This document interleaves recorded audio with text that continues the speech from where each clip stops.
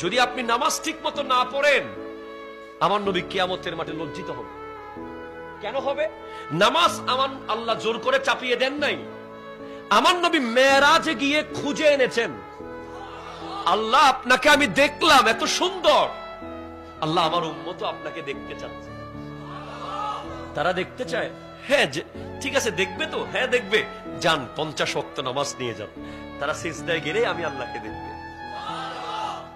কিন্তু পথে পথে কমাইতে কমাইতে উম্মত পারবে না, তাই 5 ওয়াক্তে আসছে। চাকরি কমে গেছে, বেতন কমে নাই। পড়বেন 5, পাবেন কত? আরো জোরে, একে কত? 10, একে 10। 5 ওয়াক্ত পড়বেন, 50 ওয়াক্তে সওয়াব পেয়ে যাবেন।